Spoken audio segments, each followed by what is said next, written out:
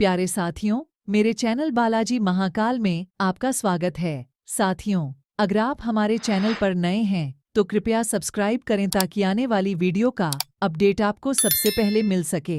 साथियों, अगर कहानी आपको अच्छी लग रही है तो लाइक करें और शेयर करें, जिससे हमारा मनोबल बढ़ता है। एपिसोड 211। मुझे स्पष्टीकरण दें। उत्पत्ति अत्यंत रहस्यमय है।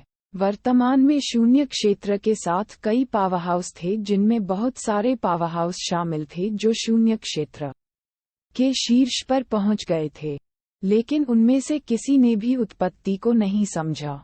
अब बिपिन एक व्यक्ति है जो प्रिमोडियल गोल्डन पिल दायरे में है और उसने उत्पत्ति को समझ लिया है। लोग डर के मारे नीचे दी गई आकृति को देखने लगे जो धीरे धीरे उनकी ओर उड़ रहा था। बिपिन को हवा में चलते देखकर भी उन्हें कोई आश्चर्य नहीं हुआ। आखिरकार बिपिन मूल को समझने में सक्षम था, भले ही वह गोल्डन पिल के स्तर पर था। यह उसके लिए उड़ान भरने में सक्षम होने के लिए विश्वसनीय है। अगले ही पल वह शीर्ष विशेषज्ञों के सामने आ चुका था। उदासीन भाव से बिपिन शून्य में तैरते हुए 12 उत्तर पश्चिमी राजवंशों और पुराने संप्रदायों के विशेषज्ञों को घूरते रहे। 12 उत्तर पश्चिमी राजवंशों के महामहिम में स्पष्टीकरण की मांग करता हूँ, बिपिन ने अपनी आंखों में जलती हुई भयंकर आग के साथ बेहद ठंडी आवाज में कहा। सबसे पूर्वी शिकार स्काई वैली में 12 उत्तर पश्चिमी राजवंशों द्वारा आयोजित किया गया था, इसलिए बिपिन को पता था कि 12 उत्तर पश्चिमी राजवंशों के विशेषज्ञों को इसे पास के शून्य में देखना होगा। इस समय ब्लड फेदर टॉवर के हत्यारों ने उसकी हत्या करने के लिए पूर्वी क्षेत्र के युद्ध क्षेत्र में घुसपैठ की, फिर भी 12 उत्तर पश्चिमी राजवंशों के विशेषज्ञों ने इस घुसपैठ पर कोई प्रतिक्रिया नहीं दी। बिपिन नाराज कैसे न होते। 12 उत्तर पश्चिमी राजवंशों ने इस प्रकार सबसे पूर्वी शिकार को आयोजित किया। वे वास्तव में पूर्वी शिकार में भाग लेने वाली प्रतिभाओं की रक्षा नहीं कर सके और उन्हें दूसरों द्वारा स्वतंत्र रूप से मारे जाने दिया। बिपिन ने जो कहा उसे सुनने के बाद 12 उत्तर पश्चिमी राजवंशों के राजा शर्मिंदा दिखे। उन्होंने सीधे बिपिन की ओर देखने की हिम्मत भी नहीं की, क्योंकि वे स्पष्ट रूप से जानते थे कि उन्हें इसके लिए जिम्मेदार होना चाहिए। उन्हें वास्तव में बिपिन को स्पष्टीकरण देना चाहिए। बिपिन, एक शक्तिशाली आवाज सुनाई दी। यह शांथल साम्राज्य का राजा था, एक तुच्छ आदमी। हालांकि वह पहले की तरह अहंकारी नहीं था और इस समय बिपिन की ओर क्षमापूर्वक देख रहा था। आज जो कुछ हुआ उसके लिए हम 12 उत्तर पश्चिमी राजवंश तहे दिल से माफी मांगते हैं, लेकिन हमें ये समझाना होगा कि इसे रोकने के लिए हम कुछ नहीं कर सकते थे। हम आपको कोई ऐसा स्पष्टीकरण नहीं दे सकते जो आपको संतुष्ट कर सके। मैं आपको जो बता सकता हूँ वह ये है कि जो ताकत आपको मारना चाहती थी वह हमारी सहनशक्ति की सीमा से बहुत परे है। 12 उत्तर पश्चिमी राजवंश उस ताकत के सामने चींटियों की तरह हैं। वह हमें बिना पसीना बहाए नष्ट कर सकती है। बल तुम्हें मारना चाहता था और हम उसे रोकने में सक्षम नहीं थे। इतना कहने के बाद उस चंचल आदमी ने अपनी सांस छोड़ी और सीधे अपनी आंखें बंद कर लीं। ये सुनकर बिपिन अपनी आंखें सिकोड़ने से नहीं रोक सका। शांथल साम्राज्य के राजा ने जो कहा उससे उसे कुछ समझ आया। यह न केवल ब्लड फेदर टॉवर था जो उसे मारना चाहता था, बल्कि अब एक और ताकत जो उससे कहीं अधिक खतरनाक थी, उसका भी यही लक्ष्य था। बल इतना भयानक था कि 12 उत्तर पश्चिमी राजवंश इससे बेहद भयभीत थे, इसलिए भले ही ब्लड फेदर टॉवर ने उनकी हत्या करने के लिए पूर्वी शिकार के मैदान में घुसपैठ की, लेकिन उन्होंने इस घटना को रोकने की हिम्मत नहीं की। बिपिन ने मन ही मन बुदबुदाते हुए कहा, वास्तव में ब्लड फेदर टॉवर के पीछे एक और भी भयानक ताकत है। उन्होंने अनुमान लगाया था कि ब्लड फेदर टॉवर उतना सरल नहीं है जितना ये दिखाई देता था। उनका अनुमान अब अंततः पुष्टि हो गया। हालांकि बिपिन को यह उम्मीद नहीं थी कि ब्लड फेदर टॉवर के पीछे की शक्ति इतनी शक्तिशाली थी। यहाँ तक कि नागौर के 8 शीर्ष संप्रदायों में से एक वाइल्डनेस स्वॉर्ड संप्रदाय भी 12 नॉर्थ वेस्टर्न को इतना डरा नहीं सका कि वे जवाबी कार्रवाई करने में असमर्थ रहे। उस पर विचार करने के बाद बिपिन को समझ में आया कि 12 उत्तर पश्चिमी राजवंशों ने उनकी मदद क्यों नहीं की। उन्होंने अपनी दृष्टि दिवेश की ओर कर दी। दिवेश अभी भी सीट पर बैठा बिपिन को देख रहा था। उसकी आंखों में माफी और शर्मिंदगी भरी हुई थी। बिपिन ने दिवेश की ओर हल्का सा सिर हिलाया। वह जानता था कि दिवेश को उसकी मदद न करने के लिए मजबूर किया गया था। जाहिर तौर पर दुनिया में बहुत सारे लोग हैं जो मुझे मारना चाहते हैं, बिपिन ने व्यंग करते हुए कहा। हम क्या आपको अभी इसका एहसास हुआ? उसके बगल के शून्य से एक ठंडी आवाज आई। वह गौरव था जो बोल रहा था। बिपिन ने अपनी आंखें सिकोड़कर गौरव वाले आदमी की ओर देखा और कहा, अगर मैंने गलत अनुमान नहीं लगाया तो आप ब्लड फेदर टॉवर के सर गौरव हैं। गौरव ने रुखाई से कहा, तुम मेरी चापलूसी करते हो बिपिन। यह मेरी उम्मीद से बाहर था कि तुम्हारी ताकत इतनी अधिक बढ़ गई थी। भले ही हमने सभी संभ्रांत हत्यारों को भेजा था, लेकिन वे पहले ही वार में ढह गए। अगर मुझे पता होता कि तुम इस स्तर तक पहुंचोगे तो मैं तुम्हें कम नहीं आंकता और तुम्हें मार नहीं डालता। बिपिन ने कहा, अब पछताने के लिए बहुत देर हो चुकी है। अभी देर नहीं हुई है, मैं अभी तुमसे छुटकारा पा सकता हूँ। जब गौरव ने कहा कि उसके हाथ में एक खूनी लाल ब्लेड दिखाई दी, उसी समय शून्य लोक की आभा का एक जोरदार विस्फोट फूट पड़ा। उड़ती हुई आभा फैल गई। शून्य क्षेत्र यिन शून्य क्षेत्र से कहीं अधिक मजबूत था। बिपिन ने आभा के विस्फोट को उसकी ठंडी आंखों में युद्ध के इरादे के रूप में उभरते हुए महसूस किया। अच्छा, मैं देखना चाहता हूँ कि शून्य क्षेत्र का विशेषज्ञ कितना मजबूत है।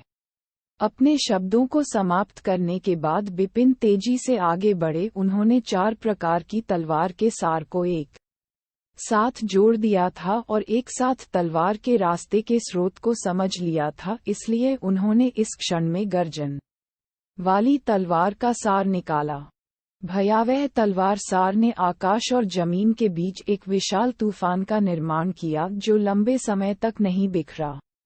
जबकि पूर्वी हंटीड के युद्ध क्षेत्र में लड़ाई अभी शुरू ही हुई थी कि दर्जनों बैंगनी वस्त्रधारी आकृतियों ने पूर्वी मैदान के शून्य से आकाश घाटी की ओर भागने में कोई कसर नहीं छोड़ी। इन बैंगनी वस्त्रधारी आकृतियों के केंद्र में एक आदमी बैंगनी बादल कोंडोर पर बैठा था। यह वारियम था। दुष्ट ब्लड फेदर टॉवर के पीछे की ताकत इतनी शक्तिशाली है कि मुझे पता होना चाहिए कि वे तीसरे छोटे भाई को आसानी से नहीं छोड़ेंगे। वास्तव में ब्लड फेदर टॉवर ने कार्रवाई की है और उसे सबसे पूर्वी शिकार में मारने का फैसला किया है। लेकिन ये सौभाग्य की बात है कि हत्यारे ब्लड फेदर टॉवर से हैं और उस बल के विशेषज्ञों ने इस लड़ाई में कदम नहीं रखा है। तीसरे छोटे भाई के पास जीवित रहने का मौका है। मुझे उम्मीद है कि तीसरा छोटा भाई टिकेगा। वरियाम चिंतित लग रहा था। वह मूल रूप से ड्रैगन पैलेस में आराम से रहे, लेकिन अचानक एक संदेश मिला कि बड़ी संख्या में विशेषज्ञ पूर्वी मैदान वारियम के लिए निकले थे। उन्होंने तुरंत मान लिया कि ब्लड फेदर टॉवर बिपिन को निशाना बना रहा था, इसलिए वह तुरंत अपने विशेषज्ञों को यहां बुला लाए। मुझे नहीं पता कि पवित्र सम्राट पैलेस तीसरे छोटे भाई को क्यों मारना चाहता है। तीसरा भाई अभी प्राइमर्डियल गोल्डकोर क्षेत्र में एक योद्धा है, इससे भी अधिक उसके पूर्वजों का जन्म देवभूति में स्वॉर्ड मार्क्विस की हवेली में हुआ था। उसने पवित्र सम्राट महल को कैसे अपमानित किया। वरियाम अपने आप में भ्रमित होकर बुदबुदाया। वह स्पष्ट रूप से जानता था कि ब्लड फेदर टॉवर के पीछे भयानक शक्ति पवित्र सम्राट पैलेस थी। यहाँ तक कि वह और उसका संप्रदाय पवित्र सम्राट महल से अत्यधिक भयभीत थे। इतना भयानक अधिपति प्राइमोडियल गोल्डकोर दायरे के एक व्यक्ति बिपिन को कैसे मारना चाहता था? यह अनुचित है। इससे कोई फर्क नहीं पड़ता कि वारियम कितना भ्रमित था, होली एम्परर पैलेस ने यही किया। एपिसोड 212 गौरव के विरुद्ध युद्ध। गड़गड़ाहट। यांग शून्य क्षेत्र की एक भयानक सांस गौरव से फूटी जबकि बिपिन से एक जबरदस्त तलवार का सार निकला। वे एक दूसरे को घूरते रहे। जिस क्षण उनकी आभा चरम पर पहुंची वे उसी समय लुप्त हो गए। जब वे शून्य में प्रकट हुए तो दो डरावने वार एक दूसरे पर टकरा रहे थे। बिपिन ने जो आंदोलन प्रदर्शित किया वह आदर्शवादी रूप था, जो निस्वार्थ तलवार तकनीक का पहला कदम था। 4 तलवारों के सार को मिलाकर और सबसे महत्वपूर्ण उत्पत्ति की एक धारा को मिलाकर किया गया प्रहार शक्तिशाली था। दूसरी तरफ गौरव द्वारा मारा गया खून का लाल ब्लेड ड्रिप स्वॉर्ड एसेंस और डार्क स्वॉर्ड एसेंस के साथ पूरी तरह से संयुक्त था।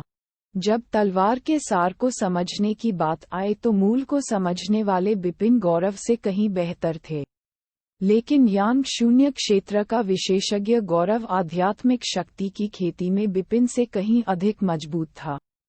टकराना। दुर्घटना के बाद बिपिन कांप उठा और लंबी तलवार पकड़ने वाला उसका दाहिना हाथ सुन्न हो गया। भाड़ में जाओ। अचानक चीखते हुए गौरव ने अपने खून से लाल ब्लेड को भूत की खूनी छाया में बदल दिया, जो बिना आवाज के बिपिन के सामने आ गया। हुआ। उसने लगातार 4 बार हैक किया और हर बार रक्त लाल ब्लेड बिजली की तरह तेज गति से धरती पर गिर रहा था। बिपिन ने उनका सफलतापूर्वक बचाव किया, लेकिन उनके शरीर पर जोरदार प्रहार किया गया। सितारा नष्ट करने वाला गौरव चिल्लाया। एक चीख से ही पूरे इलाके में गड़गड़ाहट शुरू हो गई।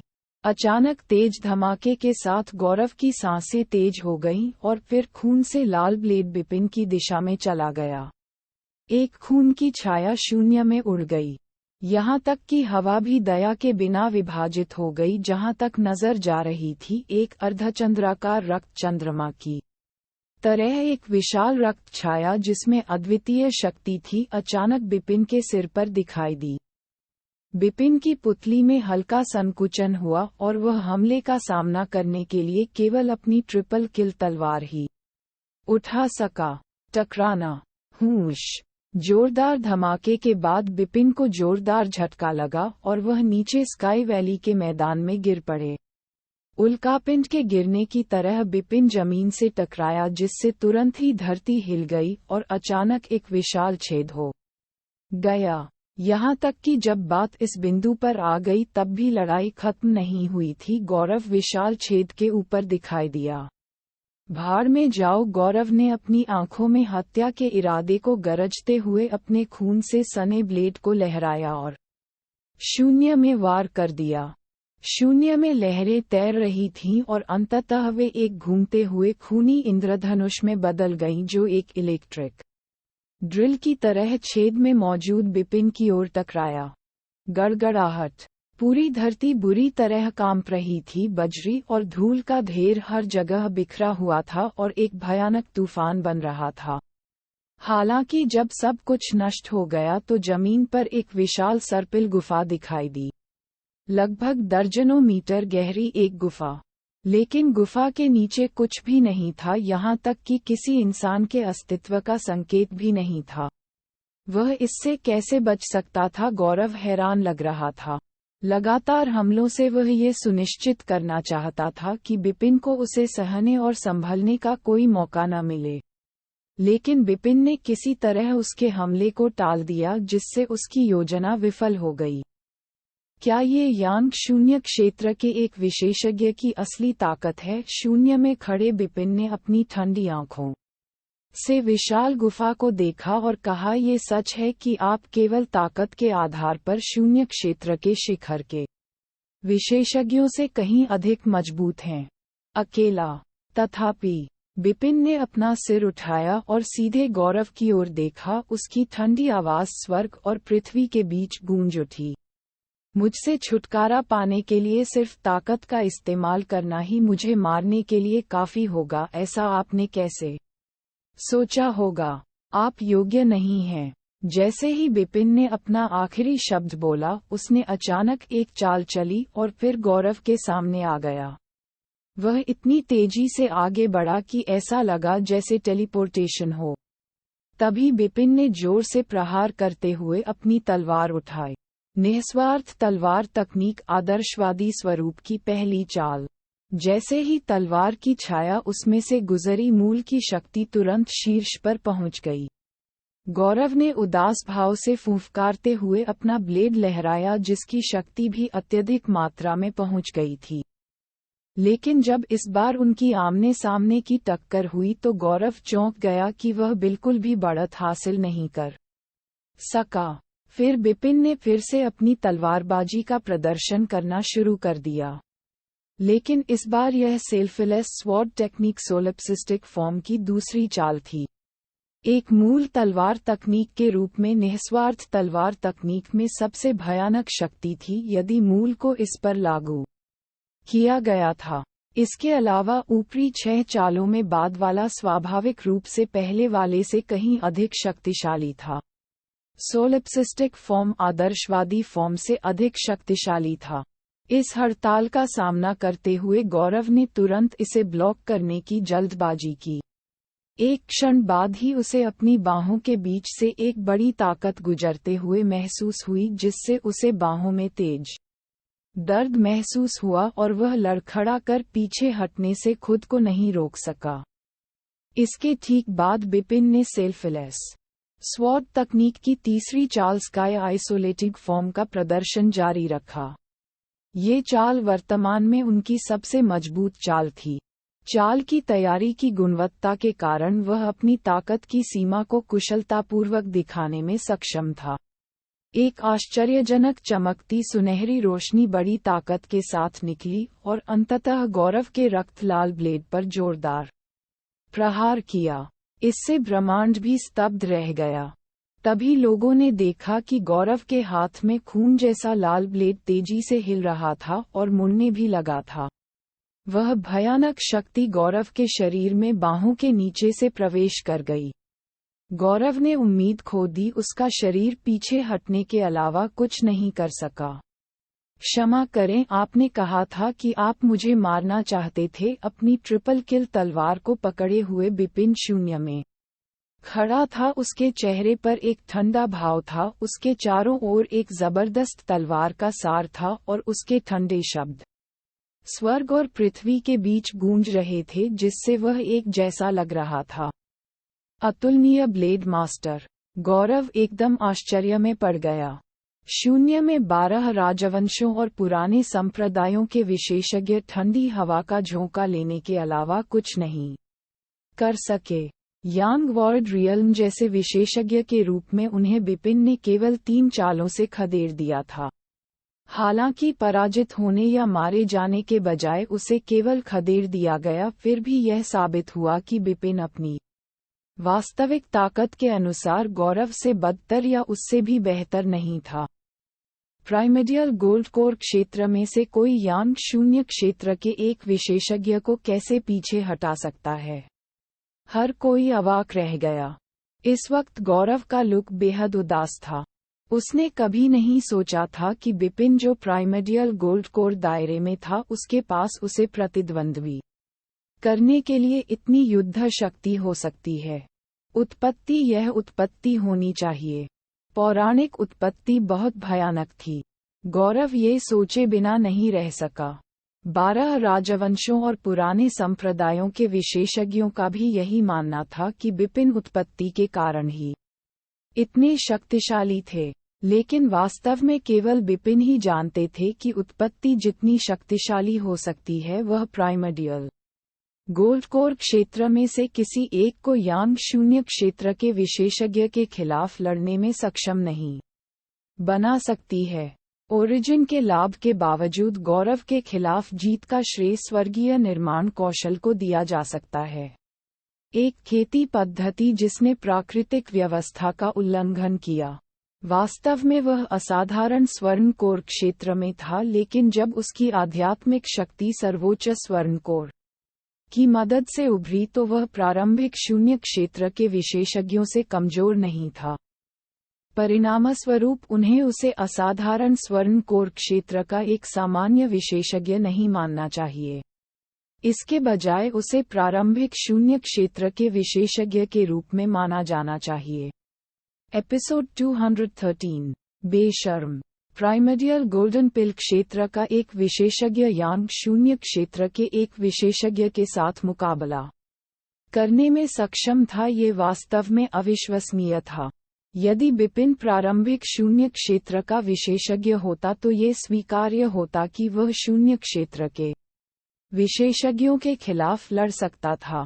बिपिन पहले से ही प्राइमर्डियल गोल्ड कोर दायरे के एक प्रत्यक्ष विशेषज्ञ थे, लेकिन उनकी ताकत हर पहलू पर प्रारंभिक शून्य दायरे के विशेषज्ञ से कमजोर नहीं थी। उस समय गौरव का चेहरा पूरी तरह विकृत हो गया था। उसने निश्चित रूप से यह नहीं सोचा था कि इस तथ्य के बावजूद कि उसने बिपिन पर हमला करने में कोई कसर नहीं छोड़ी, वह कुछ भी हासिल करने में असफल रहा और अंतिम परिणाम में उसे हार का सामना करना पड़ा। आगे क्या करूं? गौरव की आंखें नम हो गईं। उन्होंने बिपिन पर हमला करने के लिए ब्लड फेदर टॉवर से बड़ी संख्या में कुलीन लोगों का नेतृत्व किया, लेकिन उन सभी कुलीन बैंगनी नकाबपोश हत्यारों को बिपिन ने मार डाला। अगर अभी बिपिन की हत्या नहीं होती तो कितना बड़ा नुकसान होता। मालूम हो कि वह पहले भी 2 बार बिपिन की हत्या की कोशिश कर चुका था, लेकिन दोनों बार नाकाम रहा था। ब्लड फेदर टॉवर में हमेशा तीसरी विफलता की अनुमति नहीं दी गई थी, इसलिए उसे तीसरी हत्या में बिपिन को मारना पड़ा। यदि वह नेता के रूप में विफल हो जाता तो वह निश्चित रूप से ब्लड फेदर टॉवर के नियमों के अनुसार मारा जाता, लेकिन वह मरना नहीं चाहता था। ये लड़का अब मेरे साथ खुले तौर पर लड़ने के लिए काफी मजबूत है, मैं उसे अकेले नहीं मार सकता। जब तक कि गौरव ने अपनी आंखें थोड़ी सी न झुका लीं और फिर 12 राजवंशों के विशेषज्ञों के साथ साथ पुराने संप्रदायों की ओर नहीं देखा। सज्जनों, क्या कोई है जो उसे मारने में मेरी मदद करना चाहेगा? ब्लड फेदर टॉवर एहसान का बदला चुकाने का वादा करता है, गौरव ने पूरे शून्य में गूंजती आवाज में कहा। ये सुनकर शून्य के ऊपर के प्रत्येक विशेषज्ञ ने अजीब भाव प्रकट किए। ओह, चूंकि वह बिपिन को मारने में असमर्थ है तो क्या उसे हमसे यह उम्मीद करनी चाहिए कि हम उसकी मदद करेंगे? गौरव चालाक है। मैं उस छोटे आदमी से निपटने को तैयार नहीं हूं, क्योंकि हमारे बीच कोई नफरत नहीं है। बिपिन में अद्भुत प्रतिभा है जिससे मैं उनकी और भी अधिक प्रशंसा करता हूं, इसलिए मैं उन पर हमला नहीं करूंगा। 12 राजवंशों और पुराने संप्रदायों के विशेषज्ञों ने वैसी कार्रवाई नहीं की जैसी गौरव ने आशा की थी। इतने में उन सभी विशेषज्ञों ने गौरव की ओर व्यंग्यात्मक दृष्टि से देखा। कौन थे बिपिन? वह ईस्टर्न मोस्ट हंटिंग में शामिल होने वाले अद्वितीय प्रतिभाशाली व्यक्ति थे। ईस्टर्न मोस्ट हंटिंग में बिपिन ने जो प्रदर्शन किया वह बहुत आश्चर्यजनक था। इसने सभी को चौंका दिया। जब ब्लड फेदर टॉवर ने सीधे तौर पर सबसे पूर्वी शिकार में बिपिन की हत्या करने की कोशिश की तो सभी 12 राजवंशों को इसके लिए दोषी महसूस हुआ कि वे बिपिन की मदद नहीं कर सके, क्योंकि उन्हें ब्लड फेदर टॉवर के पीछे की ताकत का डर था। उस वक्त गौरव को उनसे बिपिन को मारने की उम्मीद कैसे करनी चाहिए? इंसान के लिए चेहरा उतना ही महत्वपूर्ण है जितना एक पेड़ के लिए उसकी छाल। 12 राजवंशों के वे सभी विशेषज्ञ सम्राट थे और उनमें शर्म की भावना कैसे नहीं हो सकती थी। कॉस्मोस साम्राज्य के सम्राट बिपिन, जो अनुभवी बुजुर्ग थे, ने इस समय धीमी आवाज में ये बात कही। अन्य राजवंशों के सभी राजाओं ने अनुभवी बुजुर्ग की ओर देखा। उन 12 राजवंशों में से वह एकमात्र ऐसा राजवंश था जिसके पास बिपिन से निपटने का कोई कारण था। उस समय अनुभवी बुजुर्ग ने अपना सिर थोड़ा ऊपर उठाया और गंभीरता से बिपिन की ओर देखते हुए कहा, हालांकि पूर्वी शिकार में इस आदमी ने मेरे साम्राज्य की कई प्रतिभाओं को मार डाला है, जो मुझे बहुत अपमानित करता है। लेकिन सबसे पूर्वी शिकार मूल रूप से 12 राजवंशों की प्रतिभाओं के बीच एक भयंकर प्रतिस्पर्धा है। मेरे ब्रह्मांड साम्राज्य की प्रतिभाएं केवल अपनी कमजोर क्षमताओं के कारण अपनी मौत के लिए खुद को दोषी ठहराती हैं। इसलिए मुझे अकेले ही उनकी गलती सहनी पड़ती है। लेकिन अब इस आदमी से लड़ने का मौका है तो क्यों न कोशिश की जाए। अनुभवी बुजुर्ग ने गौरव को हिकारत से देखा। 12 राजवंशों में से कोई भी राजा कोई कार्रवाई करने को तैयार नहीं था और न ही पुराने संप्रदायों के विशेषज्ञ कोई कार्रवाई करने को तैयार थे। उन सभी ने गौरव की बात को अनसुना कर दिया। गौरव का चेहरा पीला पड़ गया और तुरंत चिल्लाया, सज्जनों, आपको पता होना चाहिए कि यह वह ताकत है जो बिपिन को मरना चाहती है, न कि ब्लड फेदर टॉवर जो मुझे उसे मारने में मदद करता है। उसे उस ताकत से बदला लिया जाएगा। ये पाने का सबसे अच्छा मौका है। उस ताकत के संपर्क में क्या आप उनका पक्ष नहीं पाना चाहते? अब उन्होंने जो कहा उससे उपस्थित विशेषज्ञों को आश्चर्य हुआ कि शायद वे इस प्रस्ताव पर विचार भी करेंगे। हालांकि 12 राजवंश और पुराने संप्रदाय के विशेषज्ञ अभी भी शांत रहे। एकमात्र व्यक्ति जो इस समय काफी प्रभावित था वह मोहित था, जो वाइल्डनेस स्वॉर्ड संप्रदाय से आया था। मोहित मूलतः बिपिन को नापसंद करता था। बिपिन को एक हत्या के केंद्र में देखकर उन्हें खुशी भी हुई। पर अब गौरव ने जो कहा उसने वाकई उसे प्रेरित किया। ज्ञात हो कि बल पवित्र सम्राट महल था।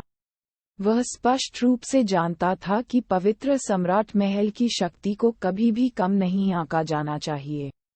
हाल के वर्षों में हमारे वाइल्डनेस स्वॉर्ड संप्रदाय की अभिन्न स्थिति में गिरावट आई है। संप्रदाय में कम प्रतिभाशाली शिष्य और विशेषज्ञ हैं। वे धीरे धीरे रैंक में गिर गए और अब शीर्ष 8 संप्रदायों में अंतिम स्थान पर हैं और कुछ छोटे संप्रदाय तो हमें हटाना भी चाहते हैं उनकी वर्तमान स्थिति से। यदि मेरे पास पवित्र सम्राट महल से जुड़ा कुछ हो सकता है तो पवित्र सम्राट महल के प्रभाव के कारण वाइल्डनेस स्वॉर्ड संप्रदाय को निस्संदेह बहुत ऊंचा दर्जा प्राप्त होगा। और व्यक्तिगत रूप से मैंने संप्रदाय के लिए एक अतुलनीय योगदान दिया होगा। योगदान बेहद अनोखा और प्रभावशाली होगा, जिससे मुझे कानून लागू करने वाला बुजुर्ग संप्रदाय के शीर्ष नेताओं में से एक बना देगा। दशकों में शायद मेरा नाम भी संप्रदाय के नए गुरु के चुनाव में दिखाई देगा। जब मोहित ने इसके बारे में सोचा तो उसकी आंखें उस भविष्य से चमकने लगीं जिसकी उसने कल्पना की थी, जहां के बाद वह सीधे गौरव की ओर दौड़ पड़े। हाँ मिस्टर गौरव, मैं वाइल्डनेस स्वॉर्ड संप्रदाय से मोहित हूँ। मैं आपकी मदद करने को तैयार हूँ। खिलखिलाती हंसी फैल गई। तभी मोहित गौरव के पास आ गया। मोहित को देखते ही बिपिन का चेहरा बदल गया। निकटवर्ती शून्य पर 12 राजवंश और पुराने संप्रदायों के विशेषज्ञ स्तब्ध और क्रोधित होने से खुद को नहीं रोक सके।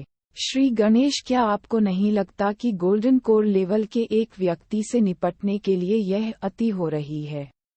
श्री गणेश, कृपया अपना व्यवहार ठीक रखें। मोहित, आप जंगल तलवार संप्रदाय के कानून लागू करने वाले बुजुर्ग हैं, जो कि नैनीताल के 8 संप्रदायों में से एक है। क्या आपको अपने से कमतर किसी को धमकाकर अपना और अपने संप्रदाय का ऐसा अपमान करना चाहिए? कई विशेषज्ञ उन्हें डांटने के लिए खड़े हो गए, हालांकि उन्होंने उनके प्रति सम्मान दिखाने के लिए उन्हें मिस्टर गणेश कहा, लेकिन वास्तव में वे उन्हें नीचे से तुच्छ समझते थे। बेशर्म, बहुत बेशर्म। दिवेश उसे गुस्से में डांटे बिना नहीं रह सका। एपिसोड 214। फिर से ताकत बढ़ाएं। बेशर्म, वाकई बेशर्म।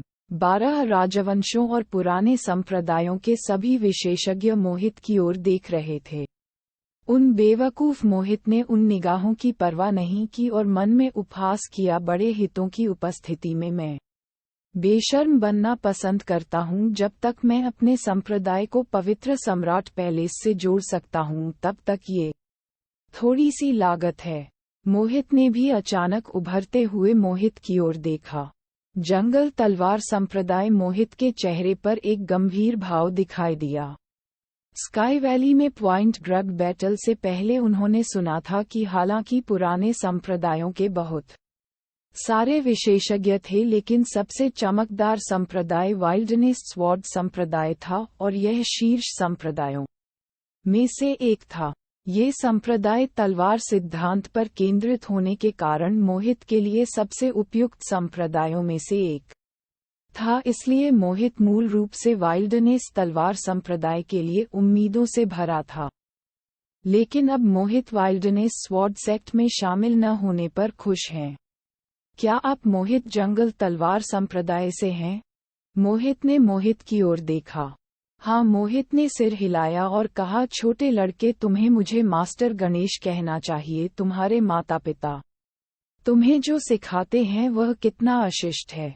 अरे, मेरे माता पिता ने मुझे तुम्हारे जैसा बेशर्म आदमी बनना नहीं सिखाया। मोहित की आवाज ठंडी थी। मैं मूल रूप से वाइल्डनेस स्वॉर्ड संप्रदाय में शामिल होना चाहता था, लेकिन अब मैं पास हो जाऊंगा। ऐसा लगता है कि वाइल्डनेस स्वॉर्ड संप्रदाय बेशर्म विशेषज्ञों की खेती करता है। हास्यास्पद, हमारे वाइल्डनेस स्वॉर्ड संप्रदाय की अनेक प्रतिभाओं की तुलना में आप कुछ भी नहीं हैं। मोहित ने उपहास किया। मिस्टर गणेश, उसे इतना बताना जरूरी नहीं है, उसे अभी मार डालो। भूरे कपड़े वाला आदमी चिल्लाया। आराम से रहो, वह मर जाएगा, इसमें कोई संदेह नहीं। मोहित आश्वस्त था। आखिरकार उसका आत्मविश्वास इस तथ्य पर आधारित था कि वह यांग शून्य क्षेत्र के शिखर पर एक वास्तविक विशेषज्ञ था। गौरव की तुलना में, जो केवल प्रारंभिक यांग शून्य दायरे में था, मोहित 3 स्तर अधिक मजबूत था। मोहित की चाल ठीक होने लगी और उसकी आभा निखरने लगी। जब उसने एक और कदम बढ़ाया तो उसकी आभा पहले से भी अधिक मजबूत हो गई। उस भयानक आभा ने मोहित को अभिभूत कर दिया और उसके लिए सांस लेना कठिन हो गया। यांग शून्य क्षेत्र का शिखर मोहित का चेहरा उतर गया। फिर उसने अपना सिर उठाया और मोहित पर दहाड़ लगाए। मोहित ने फिर मोहित की ओर देखा। मोहित की आंखों में भयानक हत्या का इरादा भरा हुआ था। आपने चुन लिया है कि किसे पक्ष देना है और आपका निर्णय मेरी आंखों के सामने पत्थर बन गया है। आज मेरे लिए तुम्हें चोट पहुंचाना असंभव हो सकता है, लेकिन एक दिन ऐसा भी आएगा जब तुम जमीन पर निश्चल लेटे रहोगे। हाँ, भविष्य में मुझे लगता है कि आपको अभी जीवित रहने पर ध्यान केंद्रित करना चाहिए। मोहित हंस रहा था और उसे इसकी परवाह नहीं थी कि मोहित ने क्या कहा। मोहित का चित्र फूट पड़ा। विस्फोट के दौरान भयानक आभा अत्यधिक मात्रा में संघनित हो गई और आसपास की हवा पूरी तरह से ठोस हो गई। जब मोहित ने मोहित को अपनी ओर तेजी से आते देखा तो उसने अपनी आंखें सिकोड़ लीं और भागने के लिए पीछे मुड़ गया। भागकर मोहित ठंडे स्वर में मुस्कुराया और मोहित का पीछा करता रहा। यांग शून्य क्षेत्र के शिखर पर एक विशेषज्ञ के रूप में उनकी गति मोहित की तुलना में तेज थी। उन्हें मोहित के साथ पकड़ने में ज्यादा समय नहीं लगेगा। हालांकि वह नहीं जानता था कि मोहित ने विपरीत दिशा में भागने का फैसला इसलिए नहीं किया क्योंकि वह भागना चाहता था, बल्कि इसलिए क्योंकि वह एक गुप्त हत्या को अंजाम दे रहा था। एक गुप्त कौशल जो किसी की आत्मा को ले जाता है। मोहित की आंखों में पागलपन की झलक झलकी और आत्मा को झकझोर देने वाली गुप्त कुशलता को अंजाम दिया गया। आत्मा को झकझोर देने वाले गुप्त कौशल को क्रियान्वित करने के लिए कुछ समय की आवश्यकता थी, इसलिए उसके पास कुछ दूरी तय करने के अलावा कोई विकल्प नहीं था। भागने की प्रक्रिया में उसने गुप्त कौशल को क्रियान्वित किया।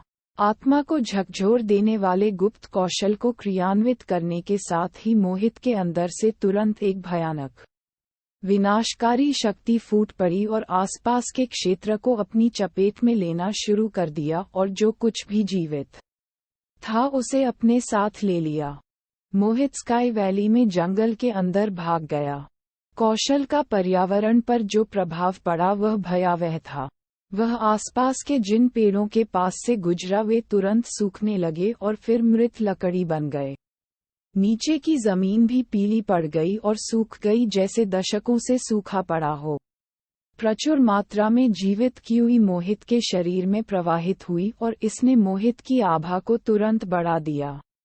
प्रारंभ में उनकी आभा असाधारण स्वर्ण कोर क्षेत्र के स्तर पर थी, लेकिन थोड़े ही समय में उनकी आभा स्वर्ण कोर क्षेत्र के शिखर पर थी। इसके बाद यह अभी भी स्वर्ण कोर क्षेत्र को तोड़ने और प्रारंभिक शून्य क्षेत्र तक पहुंचने के लिए बढ़ रही थी। आरंभिक शून्य क्षेत्र में पहुंचने के बाद बढ़ती हुई आभा समाप्त हो गई थी। बस प्रारंभिक शून्य क्षेत्र मोहित ने भौहें चढ़ा दी। वह असाधारण स्वर्ण कोर क्षेत्र तक पहुंच गया था, लेकिन अब वह आत्मा लेने वाले गुप्त कौशल को क्रियान्वित करने के बाद प्रारंभिक शून्य क्षेत्र तक पहुंच गया था। वह केवल एक स्तर के सुधार से संतुष्ट नहीं था। सोल टेकिंग सीक्रेट स्किल का केवल पहला खंड ही मेरे लिए पहले की तुलना में कम उपयोगी है, मोहित ने गुप्त रूप से कहा। सोल टेकिंग सीक्रेट स्किल को 3 खंडों में विभाजित किया गया था। उनके पास केवल पहला खंड था। पहला खंड उसके लिए पहले उपयोगी था क्योंकि इसे क्रियान्वित करने के बाद उसकी युद्ध शक्ति में कई स्तरों पर सुधार किया जा सकता था। हालांकि उसके दायरे में सुधार के साथ यह स्पष्ट था कि केवल पहला खंड होना ही उसे सीमित कर रहा था। केवल एक स्तर ऊपर जाने के बावजूद ये कुछ न होने से बेहतर है। मोहित की आंखों में हत्या का इरादा झलक गया। अपने पीछे हवा की आवाज सुनकर उसे पता चल गया कि मोहित ने उसे पकड़ लिया है। बिना किसी हिचकिचाहट के मोहित घूम गया और उसकी ट्रिपल किल तलवार उसके हाथ में कांप रही थी। तलवार की एक भयानक गूंज के साथ लंबी तलवार सीधे फट गई। निस्वार्थ तलवार तकनीक स्काई आइसोलेटिंग फॉर्म 4 तलवार सारों का संयोजन। तलवार मार्ग स्रोत आध्यात्मिक शक्ति की खेती स्वर्गीय निर्माण कौशल को क्रियान्वित करने के बाद प्रारंभिक शून्य क्षेत्र के साथ तुलनीय थी और सर्वोच्च स्वर्ण कोर क्षेत्र में वृद्धि के कारण 100 गुना ताकत थी। पूर्ण सक्रियण बूम। इस संसार में चमकती सुनहरी बहती रोशनी की एक रेखा दिखाई दी। सुनहरी बहती रोशनी ने तुरंत सभी का ध्यान खींचा। सुनहरी बहती रोशनी क्रूर और अप्रतिरोध्य थी। भाड़ में जाओ। उसी क्षण मोहित ने एक लंबी तलवार लहराई और लापरवाही से काट दी। हालांकि तलवारबाजी सामान्य थी, लेकिन यांग शून्य क्षेत्र के शिखर पर आध्यात्मिक शक्ति की खेती शुरू हो गई। गिरना। आकाश में एक विशाल गर्जना गूंज उठी।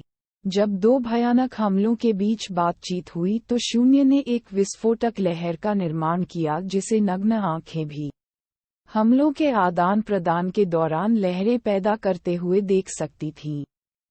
हुआ आसपास के कई पेड़ तुरंत टूटकर गिर गए और कुछ ही देर में 100 से ज्यादा पेड़ धराशायी हो गए। टकराव के बाद मोहित पीछे हट गया, लेकिन मोहित भी 3 कदम पीछे हट गया। क्या दृढ़ता से खड़े रहने के बाद मोहित ने दोबारा मोहित की ओर देखा और उसका चेहरा घबराहट से भर गया। इस कदम ने उसे नहीं मारा। मोहित आश्चर्यचकित था क्योंकि वह यांग शून्य क्षेत्र के शिखर का विशेषज्ञ था। तार्किक रूप से कहें तो यांग शून्य क्षेत्र के शिखर का एक विशेषज्ञ प्रारंभिक यांग शून्य क्षेत्र के एक व्यक्ति को आसानी से मात दे सकता था। हालांकि मोहित की मृत्यु नहीं हुई और वह इस हमले को झेलने में भी सक्षम रहा। उसकी युद्ध शक्ति में सुधार हुआ। मोहित को भी सचमुच आश्चर्य हुआ। एपिसोड 215 तुम्हें मरना ही होगा। बूम। बिपिन ने लगातार 3 पेड़ों पर गोले की तरह प्रहार किया। पेड़ धराशायी हो गए और फिर उनका शरीर रुक गया। शून्य क्षेत्र के चरम पर एक विशेषज्ञ वास्तव में शक्तिशाली है। बिपिन की आंखें थोड़ी ठंडी थीं और वह असहायता से भरा हुआ था। शून्य क्षेत्र के शिखर का एक विशेषज्ञ प्रारंभिक शून्य क्षेत्र में गौरव से कहीं अधिक मजबूत था। हालांकि सोल टेकिंग सीक्रेट स्किल को अंजाम देने के बाद उसकी ताकत बढ़ गई थी, फिर भी मोहित से लड़ने की ताकत उसमें नहीं थी। मोहित की आकस्मिक चाल, जिसके लिए बहुत अधिक प्रयास की आवश्यकता नहीं थी, जाहिरा तौर पर अभी भी उसे आसानी से मात दे सकती थी। मैं उसे हरा नहीं सकता। बस एक ही मुठभेड़ में विपिन को एहसास हुआ कि उसकी और मोहित की क्षमताओं में कितना अंतर है। भागने के अलावा कोई विकल्प नहीं था। लेकिन जाने से पहले हुश! अचानक विपिन पीछे मुड़ा और बाहर निकल गया। छोटे लड़के, क्या तुम अब भी बचना चाहते हो? मोहित गुस्से से दहाड़ रहा था और वह विपिन को बिल्कुल भी भागने नहीं देना चाहता था। लेकिन दिशा बदलने से पहले विपिन ने कुछ ही कदम उठाए थे। क्या? मोहित एक पल के लिए स्तब्ध रह गया और फिर उसे एहसास हुआ कि विपिन जिस दिशा में तेजी से जा रहा था वहीं गौरव स्थित था। क्या वह गौरव को मारना चाहता है? अरे नहीं! ये जानकर मोहित और अधिक गंभीर हो गया और उसी दिशा में दौड़ पड़ा। शून्यता के ऊपर गौरव ने ये सोचकर विश्वासघाती मुस्कान दी कि विपिन को मोहित द्वारा मार दिया जाएगा। अचानक उसने देखा कि विपिन उसकी ओर तेजी से आ रहा है। गौरव की आंखों में डर की झलक दिखाई दी। उन्होंने पूरी प्रक्रिया देखी कि विपिन ने मोहित के साथ लड़ाई की, हालांकि विपिन को पछाड़ दिया गया था। लेकिन विपिन की आउट ब्रेकिंग ताकत उससे ज्यादा मजबूत थी। अब विपिन शुद्ध हत्या के इरादे से उसकी ओर तेजी से बढ़ रहा था। गौरव के दिल में डर की हल्की सी कपकपी महसूस हुई, लेकिन जल्दी ही उसने खुद को शांत कर लिया। आखिरकार वह केवल प्राइमर्डियल गोल्ड कोर के स्तर पर था। मुझे नहीं लगता कि वह इसे बना पाएगा। गौरव दहाड़ रहा था और उसके खून से लाल ब्लेड ने उसके हाथ में ठंडी रोशनी डाली। फिर वह उड़ने लगा। गौरव को घूरते हुए विपिन का मन हत्या के इरादे से भर गया।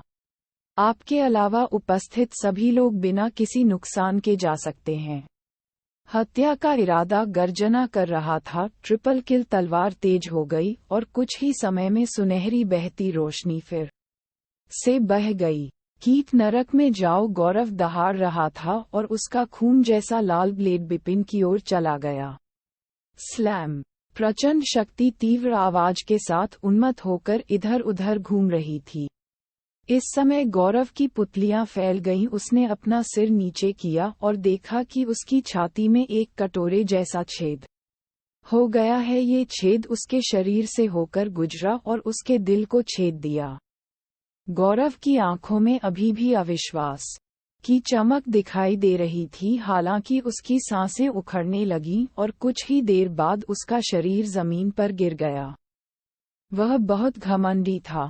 उसने कभी नहीं सोचा था कि प्राइमर्डियल गोल्ड कोर क्षेत्र का कोई योद्धा उसे मार सकता है। हालांकि सोल टेकिंग सीक्रेट स्किल का प्रदर्शन करने से पहले भी विपिन शक्ति के मामले में गौरव के बराबर थे। गौरव को उम्मीद नहीं थी कि सोल डिवोरिंग सीक्रेट स्किल की मदद से विपिन उनसे ज्यादा मजबूत हो जाएंगे। अगर विपिन को अपनी ओर आते देख गौरव भागने के लिए पीछे मुड़ता बजाय इसके कि वह उससे भिड़ता, तो शायद उसे जीने का मौका मिल जाता। उसके अहंकार के कारण उसकी जान चली गई। धत तेरी की! गौरव की मृत्यु देखकर मोहित ने गंभीर दृष्टि डाली। वह गौरव के माध्यम से पवित्र सम्राट पैलेस से जुड़ना चाहता था, लेकिन अब गौरव को विपिन ने मार डाला। छोटे आदमी, तुम्हें बिना दया के मर जाना चाहिए। मोहित की आभा आश्चर्यजनक स्तर तक बढ़ गई थी। गौरव की हत्या करने के बाद विपिन तुरंत भागता रहा, लेकिन मोहित की तुलना में उसकी गति काफी धीमी थी। शून्य के ऊपर कोई बाधा नहीं है, उसके लिए इस गति से बिना किसी बाधा के मेरा पीछा करना आसान है, लेकिन जब तक मैं जंगल में भागता हूँ मैं सफलतापूर्वक बच सकता हूँ, विपिन ने गुप्त रूप से सोचा। इस समय में भी वह शांत रह सकता है और भागने का रास्ता खोज सकता है। हालांकि इस बिंदु पर हुश! बैंगनी रंग का लबादा पहने एक व्यक्ति बिना किसी सूचना के उसके पीछे प्रकट हुआ।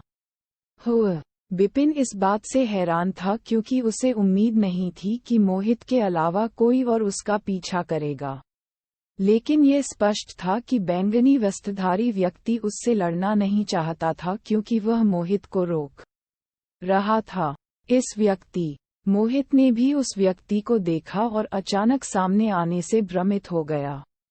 लेकिन बैंगनी वस्त्र पहने उस व्यक्ति ने अपनी उपस्थिति के बाद से कुछ नहीं कहा था। वह व्यक्ति केवल मोहित और बिपिन के बीच में खड़ा था। जल्द ही उस व्यक्ति ने अपनी दाहिनी हथेली को मुट्ठी में भींच लिया और फिर मोहित पर हमला करना शुरू कर दिया, जिसे देखकर मोहित न केवल हैरान रह गया बल्कि भ्रमित भी हो गया। जैसे ही बैंगनी वस्त्र पहने व्यक्ति ने पहला मुक्का मारा, मोहित को तुरंत एक भयानक शक्ति का एहसास हुआ। यद्यपि उनके पास ये शक्ति नहीं थी, फिर भी वे इससे परिचित थे। मूल आतंक की चीख निकलने के बाद मोहित की लंबी तलवार बिना किसी अविवेक के निकाल ली गई। इस बार उसने अपने जीवन की सबसे मजबूत चाल चली। तलवार की छाया की एक लकीर ने वज्र की तरह एक विशेष वलय बनाया और फिर अज्ञात व्यक्ति पर तेजी से और हिंसक रूप से विस्फोट किया। बैंगनी वस्त्रधारी व्यक्ति के सामने तलवार की छाया सीधे प्रकट हो गई। तुरंत ही बैंगनी वस्त्रधारी व्यक्ति द्वारा मारा गया मुक्का और अधिक शक्तिशाली हो गया। टकराना तेज आवाज के साथ शून्य विकृत सा लगने लगा। अमूर्त लहरों की कई धारियां लहरा रही थीं। शुरुआत में ये बहुत शांत था, लेकिन फिर लहरें एक बिजली के तूफान के भयानक सैल्वों में बदल गईं। बिजली का तूफान बिना किसी रुकावट के शून्य से ऊपर बह रहा था। इसी तरह शून्य के ऊपर 12 राजवंशों और पुराने संप्रदायों के सभी विशेषज्ञ अंधाधुंध तूफान का लक्ष्य बन गए। वे सभी मदद नहीं कर सके, लेकिन अपनी आंखें बंद कर लीं। दो भयानक शक्तियां एक दूसरे से टकरा रही थीं। हालांकि अचानक अपनी हड्डी टूटने की बात सुनकर मोहित ने अपनी आंखें चौड़ी कर लीं और उसे केवल इतना महसूस हुआ कि उसके दाहिने हाथ में बहुत बड़ी शक्ति का संचार हुआ है। एक पल में उसके दाहिने हाथ की सारी हड्डियां टूट गईं। फिर उसे अपने गले में खून महसूस होने लगा और उसे मुंह से खून की उल्टी होने लगी।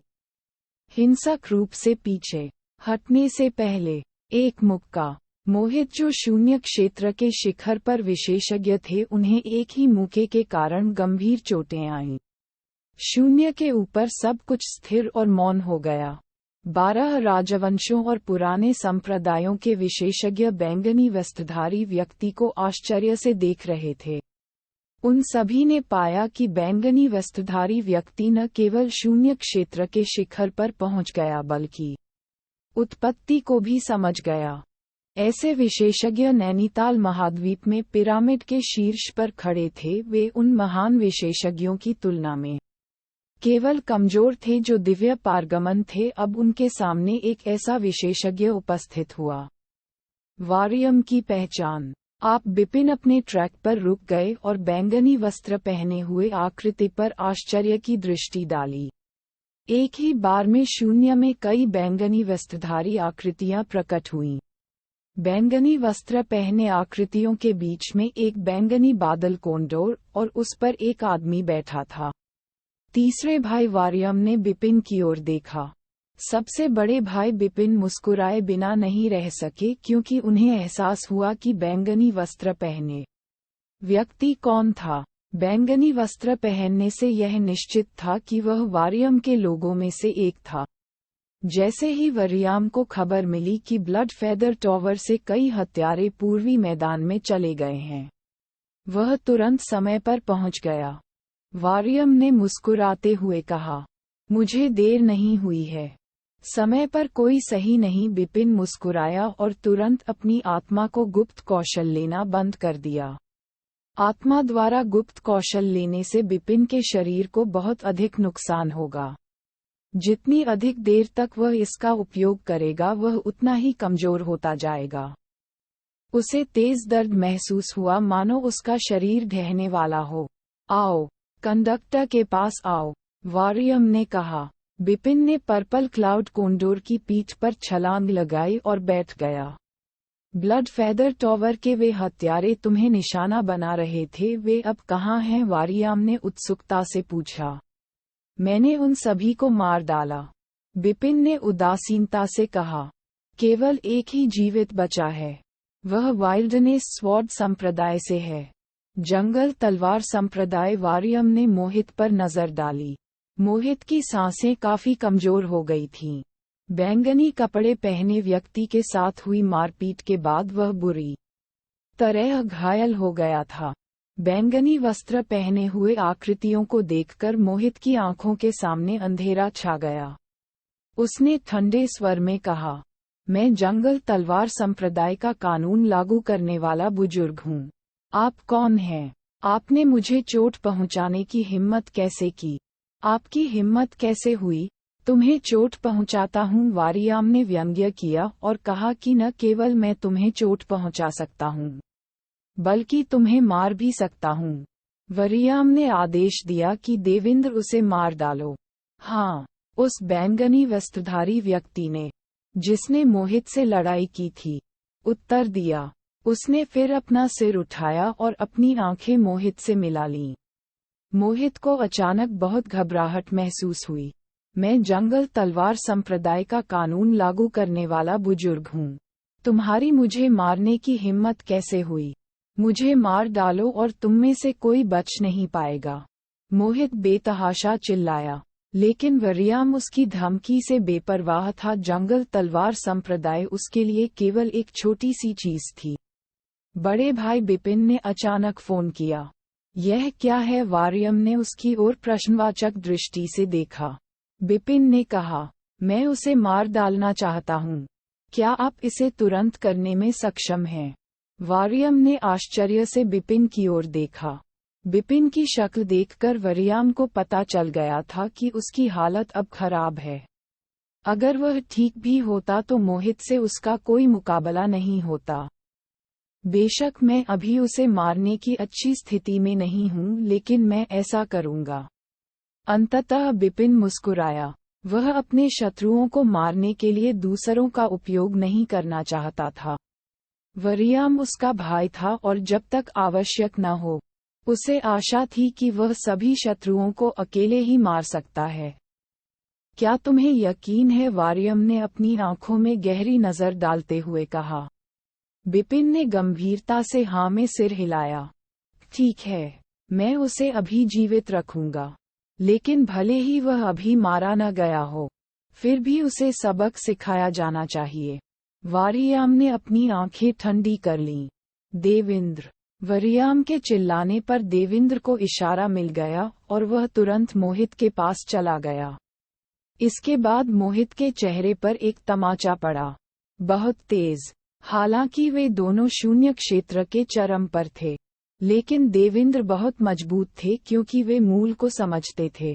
मोहित को प्रतिक्रिया का मौका दिए बिना देवेंद्र ने उसके चेहरे पर तमाचा जड़ दिया। कश! मोहित ने मुंह से खून थूका और दर्जनों मीटर दूर लुढ़क गया। जब वह अंततः खड़ा हुआ तो उसके चेहरे पर एक लाल हथेली देखी गई। अपने गाल पर तेज दर्द महसूस करके मोहित को शर्म और नाराजगी महसूस हुई। शून्य क्षेत्र के शिखर पर एक विशेषज्ञ को इतने सारे लोगों के सामने थप्पड़ मारा गया। उसे शर्म कैसे महसूस नहीं हुई? तू मोहित ने देवेंद्र, वरियाम और अन्य लोगों को घूरकर देखा। हमने क्या किया? देवेंद्र ने उसकी ओर उदासीन दृष्टि से देखा। मोहित स्तब्ध रह गया और एक शब्द भी कहने की हिम्मत नहीं कर पाया। देवेंद्र को 2 गोलियां लगीं और लगातार वार करके उसने और भी भय उत्पन्न कर दिया। आपने कहा था कि अगर आपने हमें मार डाला तो हम में से कोई भी बच नहीं पाएगा। देवेंद्र ने मोहित को ठंडी आंखों से देखा। मुझे डर है कि आपके संप्रदाय के गुरु ये स्वीकार करने की हिम्मत नहीं करेंगे कि आप एक कानून लागू करने वाले बुजुर्ग हैं। भले ही हमारे अल्कमी स्कूल के युवा मास्टर ने तुम्हें मार डाला तो क्या हुआ? वाइल्डनेस स्वॉर्ड संप्रदाय ने कोई असंतोष व्यक्त करने का साहस नहीं किया। ये सुनकर मोहित को झटका लगा और वह कांपने लगा। कीमिया स्कूल। मोहित ने भयभीत आंखों से देवेंद्र की ओर देखा और वारियम की ओर देखा जो पर्पल क्लाउड कोंडोर पर बैठा था। एक पल के लिए उसका सिर खाली हो गया। 12 राजवंशों और आसपास के पुराने संप्रदायों के विशेषज्ञों ने भी इस क्षण में झटका दिया। कीमिया स्कूल।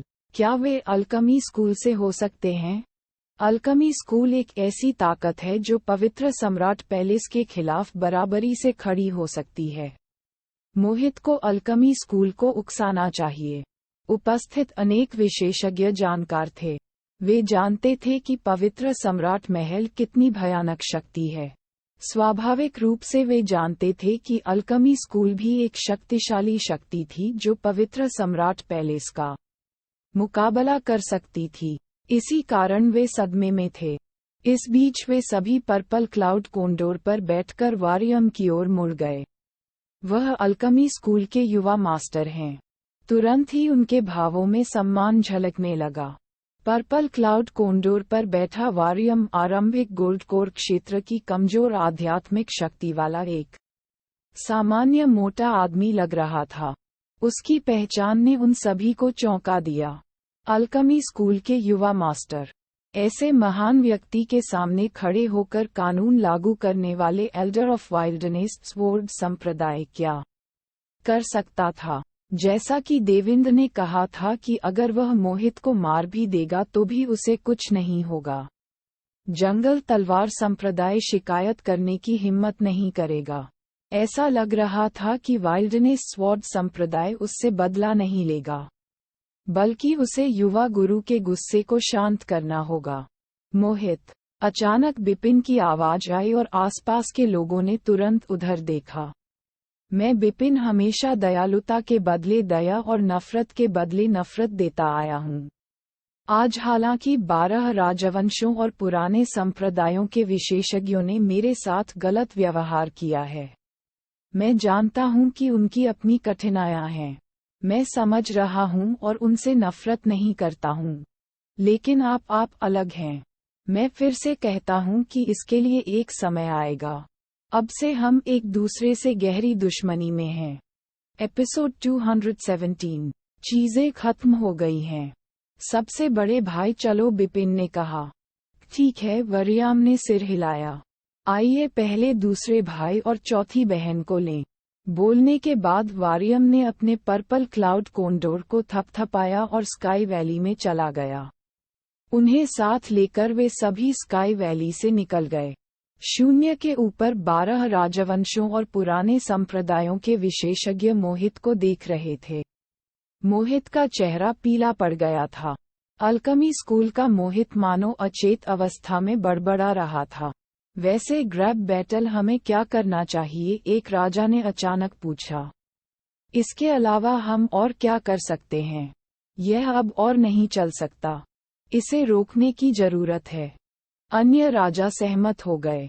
आइए इसे समाप्त करें। कांगडा साम्राज्य के सम्राट ने कहा कि इस वर्ष का सबसे पूर्वी शिकार समाप्त हो गया है और स्टैंडिंग को उनके वर्तमान बिंदुओं के अनुसार क्रमबद्ध किया जाएगा।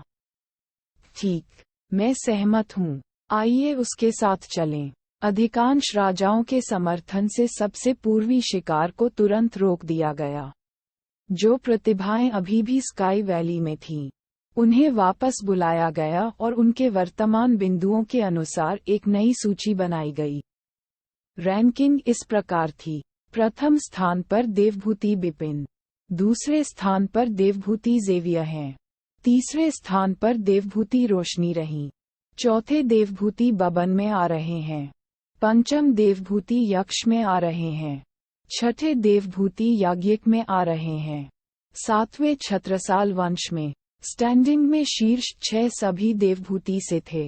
इसमें कोई संदेह नहीं था।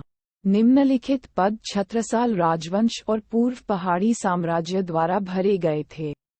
12 राजवंशों में 2 सबसे बड़े साम्राज्य कांगडा साम्राज्य और शांथल साम्राज्य में कोई भी शीर्ष 15 में शामिल नहीं था।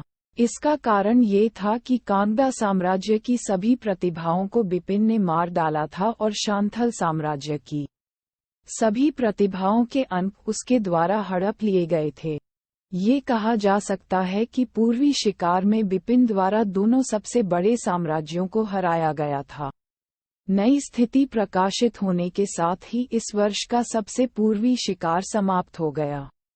विशाल पूर्वी मैदान में एक झील के पास बिपिन और अन्य लोग रुक गए। सबसे बड़े भाई आपने मुझे जो अमृत दिया वह काफी प्रभावी था। बिपिन यह महसूस करते हुए मुस्कुराए कि उनके शरीर का दर्द काफी कम हो गया है। रास्ते में वरियाम ने उसे जो अमृत दिया वह वास्तव में प्रभावी था। निसंदेह आप नहीं जानते कि मैं कौन हूँ, मैं जो अमृत अर्पित करता हूँ वह साधारण कैसे हो सकता है। वारियम अपनी छाती थपथपाते हुए मुस्कुराया। यह अफसोस की बात है कि आप और चौथी बहन दोनों गंभीर रूप से घायल हो गए, अन्यथा आप उन्हें लेने के बाद आधे दिन के भीतर वापस आकार में आ जाते, लेकिन अब आपको 2 या 3 दिनों में पूरी तरह से ठीक हो जाना चाहिए। बिपिन ने रोशनी की ओर देखा जो उसके बगल में मुस्कुरा रही थी। रोशनी का चेहरा सुर्ख हो गया और उसे कुछ सांसें आने लगीं। हालांकि वह अभी भी कमजोर थी, लेकिन पहले से काफी बेहतर थी। यह उस अमृत के कारण था जो वारियम ने उसे दिया था। जहां तक दूसरे भाई की बात है तो वारियम ने जेवियर की ओर देखा। हालांकि वह इतनी बुरी तरह घायल नहीं हुआ था, लेकिन उसका बायां हाथ कट गया था जो कि बिपिन और रोशनी से भी ज्यादा गंभीर था। यह अफसोस की बात है कि मैं अंगों को वापस विकसित करने में मदद करने के लिए purple fire body shaping elixir को परिष्कृत नहीं कर सका, अन्यथा मैं आपको एक देता। वारियम ने फीकी मुस्कान के साथ कहा। लेकिन आप निश्चिंत रह सकते हैं कि हालांकि मैं अब आपको एक नहीं दे सकता, मैं दूंगा। एलिक्सिर स्कूल वापस जाने के बाद अपने पिता से एक मांगने का प्रयास करें। ये सुनकर जेवियर के हाव भाव थोड़े बदल गए। पर्पल फायर बॉडी शेपिंग अमृत एक उच्च स्तरीय अमृत था।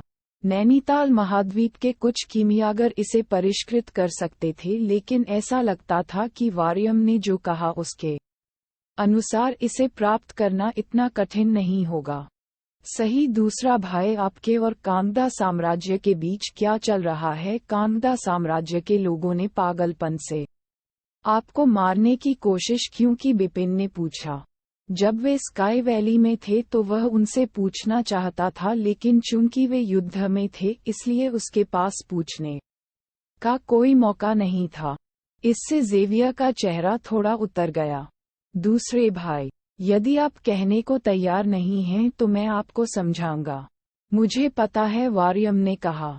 जेवियर ने धीरे से सिर हिलाया और वारियम ने जारी रखा। दूसरा भाई कांगड़ा साम्राज्य से आता है और उसकी पहचान खास है। वह कांगड़ा साम्राज्य के वर्तमान सम्राट के छोटे भाई राजा जेवियर का बेटा है। वर्षों पहले राजा जेवियर और कांगड़ा साम्राज्य के राजा के बीच सिंहासन के उत्तराधिकार के लिए लड़ाई हुई थी। अंत में राजा जेवियर हार गए और सम्राट ने उन्हें मार डाला। तब से दूसरा भाई वांछित है। वांछित सूची में आदमी नंबर 1। इस बार कांगड़ा साम्राज्य के वे प्रतिभाशाली लोग पूर्वी शिकार में उनके पास आए क्योंकि वे एक अच्छा इनाम चाहते थे। बोलने के बाद वरियाम चुप हो गया। समझो, बिपिन का चेहरा थोड़ा बदल गया और उसने जेवियर की ओर देखा। जेवियर ने भौहें सिकोड़ लीं, लेकिन एक शब्द भी नहीं कहा। एक शाही परिवार में जन्म लेने के कारण इस तरह की चीजों से दूर रहना कठिन है। वांछित होना एक ऐसी चीज है जिसे वह नियंत्रित नहीं कर सकता है। कांगड़ा साम्राज्य का राजा बहुत दयालु है, जिसने दूसरे भाई को सभी के बजाय केवल कांगड़ा साम्राज्य में एक वांछित व्यक्ति बना दिया है। 12 राजवंश, वारियम ने कहा। बिपिन ने एक भारी आह भरी और अपना सिर थोड़ा हिलाया। उसे ये समझ में नहीं आया क्योंकि उसका जन्म किसी शाही परिवार में नहीं हुआ था। दूसरे भाई ने जो सामना किया वह उतना कष्टकारी नहीं था। जो वास्तविक संकट में पड़ा वह आप ही थे। तीसरा भाई वारियम अचानक उसकी ओर मुड़ा। अब आप बहुत बड़े खतरे में हैं, क्योंकि आप उस जगह के निशाने पर हैं। बिपिन ये देखकर दंग रह गया। फिर उसने अपना हाथ पलटा और एक हल्का सुनहरा टोकन निकाला, जिस पर पवित्र शब्द खुदा हुआ था। गौरव की हत्या के बाद उसे उसकी इंटरस्पेशियल रिंग से एक टोकन मिला। बिपिन ने पूछा, सबसे बड़ा भाई, जिस स्थान का आपने उल्लेख किया है, वह टोकन राइट का मालिक है? वारियम ने दाहिनी ओर सिर हिलाया। यह नैनीताल महाद्वीप के पवित्र सम्राट महल के अधिपतियों में से एक है। पवित्र सम्राट महल बिपिन ने अपनी आंखें सिकोड़ लीं और उसे अपने गहरे हृदय में रख लिया। तीसरे भाई, आप एक छोटे से साम्राज्य में पैदा हुए थे और मुझे डर है कि आपने इसे कभी नहीं छोड़ा। आप नैनीताल महाद्वीप के बारे में बहुत कम जानते हैं। मैं आपको और अधिक विस्तार से बताऊंगा, वारियम ने कहा। बिपिन ने थोड़ा सिर हिलाया और ध्यान से सुना। एपिसोड 218, नैनीताल के स्वामी पवित्र सम्राट महल। नैनीताल महाद्वीप एक विशाल असीमित भूमि को कवर करता है। विशाल क्षेत्र में हजारों राजवंश हैं, लेकिन सबसे शक्तिशाली ताकतें पुराने संप्रदायों से आती हैं। भिन्न भिन्न पुराने संप्रदाय हैं। कुछ प्रबल हैं, कुछ कमजोर हैं। बहुत सारे संप्रदाय पूर्वी शिकार में शामिल हो गए। उनमें से अधिकांश एक साम्राज्य के लिए काफी मजबूत हैं, लेकिन वे अभी भी नैनीताल महाद्वीप में उल्लेख के लायक नहीं हैं। वरियाम ने मुस्कुराते हुए कहा, वाइल्डनेस स्वॉर्ड संप्रदाय उल्लेख के लायक एकमात्र संप्रदाय हो सकता है। ये सुनकर बिपिन ने अजीब दृष्टि से देखा। पूर्वी शिकार में भाग लेने वाले 12 राजवंशों की कई प्रतिभाएं पुराने संप्रदायों में शामिल होने की इच्छा रखती थीं। बिपिन की नज़र में पुराने संप्रदाय आकर्षक थे, लेकिन अब वारियम ने उन्हें एक अलग दृष्टिकोण दिया। वाइल्डनेस स्वॉर्ड संप्रदाय को छोड़कर क्या पुराने संप्रदाय उल्लेख के पात्र थे? बिपिन आहें भरने के अलावा कुछ नहीं कर सका। उसे लगा कि उसकी स्थिति वारियम से बहुत दूर है। उनके पास सीमित अनुभव था, क्योंकि उनका जन्म देवभूति में हुआ था और उन्होंने कभी इससे बाहर कदम भी नहीं रखा था। हालांकि एलिक्सिर स्कूल के युवा मास्टर के रूप में वारियम ने एक अलग दृष्टिकोण रखा था।